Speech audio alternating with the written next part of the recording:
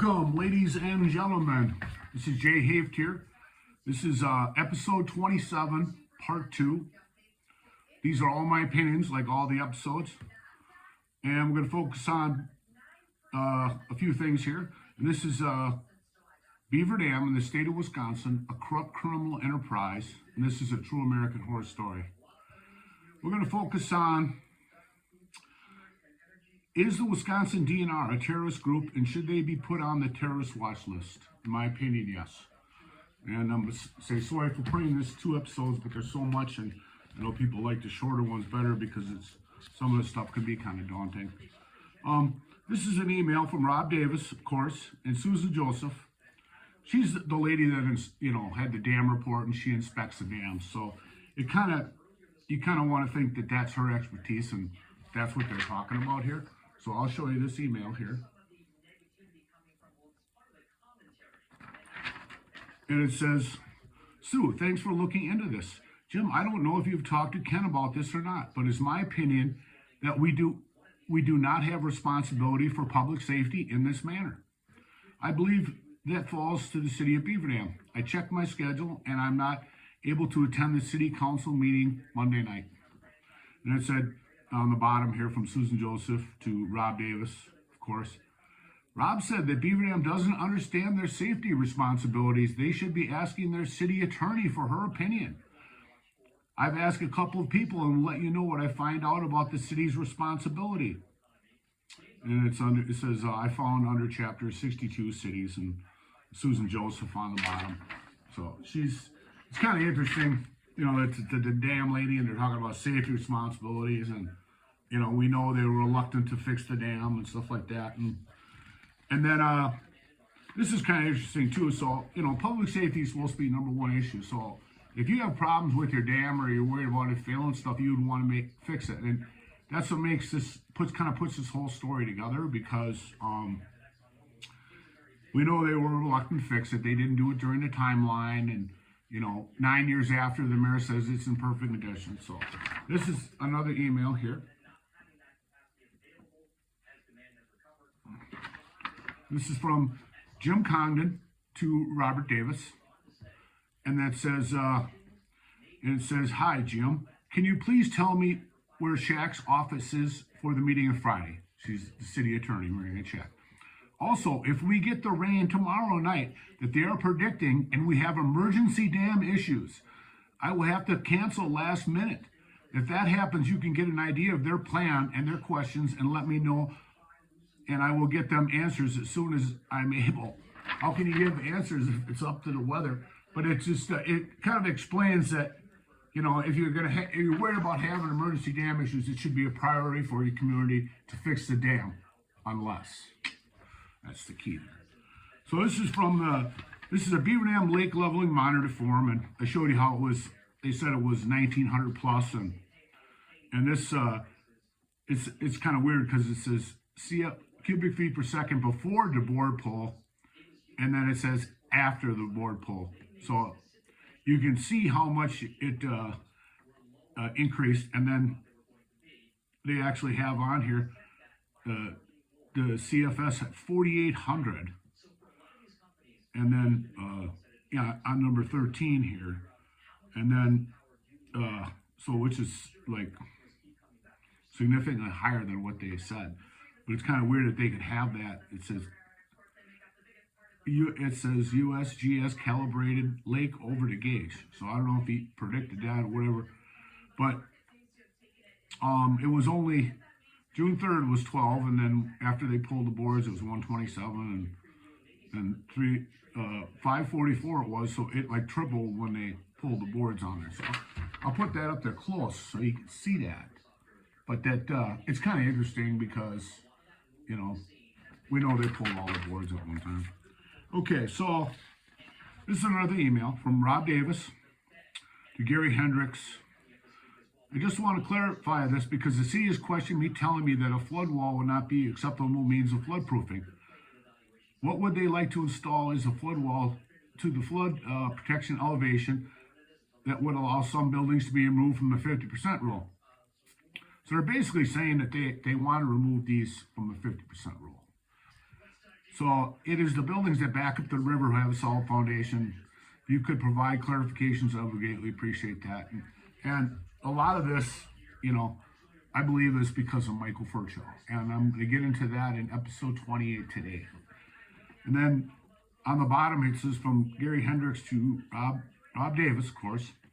Depending upon, depends why it's being done. If there are no other issues than the flood wall, none of the flood walls in the floodway, and the only purpose is to offer flood protections to the buildings. I suppose it could be done, though it sounds awfully complicated due inadequacy to protect to the flood protection elevation, which is what they should be doing.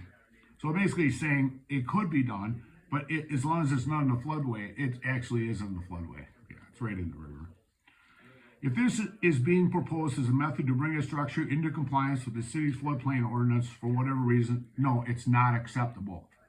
On top here, they explain that that's what they were trying to do, remove the buildings from there. But see, they got, I think it was $600,000 for this. It was federal money, okay? And you can't discriminate on federal assistance. So what they did is they stopped the flood wall right in front of my building, you know, because, you know, they basically had, you know, they had it all for me, you know. There was like, I thought it was very personal, you know, because I investigate all this stuff, and, you know, it's being proposed, the state and communities can only permit elevation of structure or filling to the lower level of FPE to comply with ordinance for this. So it's basically saying that it's not acceptable, but they allowed to do it because you'll see how in the next episode, Furchow, he put the squeeze on him. Yeah. So I'll show you that one. Okay, this is another DNR email. And you can see why there's so much. That's why I wanted to put it in 2 episodes. And it's from Rob Davis, Meg Galloway, Jim Condon, Heather Gotchick, Susan Joseph. You know, damn lady, she's involved in a lot of stuff. And it says, I visited Beaver Dam at 11:30 hours. The dam appears stable. Some erosion at the DS right was filled with riprap. The level appeared to have dropped a couple of inches since my last visit on 14th of June. Warden Heather Gotchick told, along with Tom Stebbins, assistant dam operator in Beaver Dam, called Susan Joseph and myself approximately 14:30 hours. They feel the Furchow building, first building over the river, DS of the dam, has shifted. It's only a matter of time before a portion of the building falls into the river, creating a potential 40% blockage of the river. The freeboard has gone from 12 to 15 in about the last 24 hours, according to Stebbins. The flow shown on the gauge has dropped from a high of 1900 plus, when we talk about that, to 1510 currently, although flow is questioned because the gauge is submerged. So how could they, if the gauge was submerged, it was underwater, how could they say that the flow had lowered? It doesn't make any sense. But a lot of stuff that they do doesn't make sense. And this is what's really interesting right here. It says, I also visited Fox Lake today at 1100 hours, and the level there has dropped 1.5 to 2 feet since the 14th.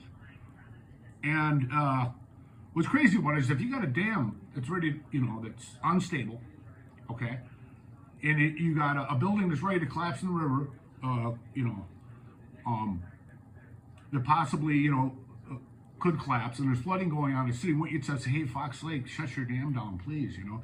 But it's very strange, but like I said, and then this goes into the dam operation, because, you know, the mayor said they could operate it whenever they want, you know, in that video and stuff like that. So it says, the city would like to begin putting some boards back in the dam to increase the flow, which they feel would allow them more reaction time if a portion of the building were to fall into the river.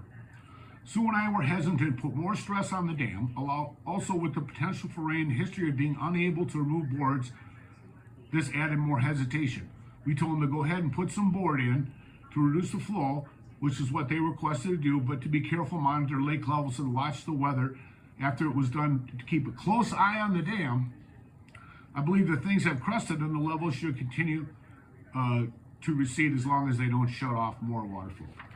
So that's kind of interesting, you know.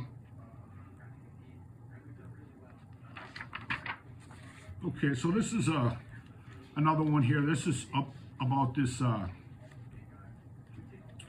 this boss dam, you know, and I showed you I requested this from the DNR, and it said, This is from Rob Davis, Lowry, Eleanor Lowry. And it's Beaver Dam failure. So why in the world would you have a dam failure analysis, a Boss dam break, when you didn't have any plans to fix your dam in your community? It says the mailroom sent should go out today. And this is interesting because Rob Davis is involved with this email. And you'll see that's why this comes to question in a little bit.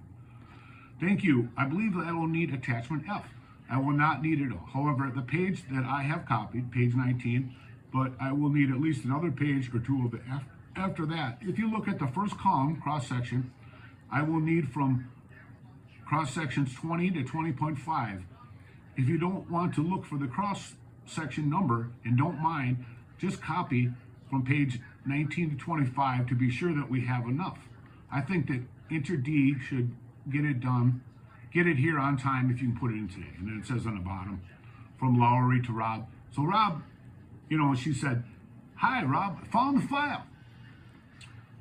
Attachment E, Boss Dam Break, 100-year flood without the dam, and it's 7 pages long. And his attachment F says Boss Dam Break, 100-year flood without the dam, and 75 to 100 pages long.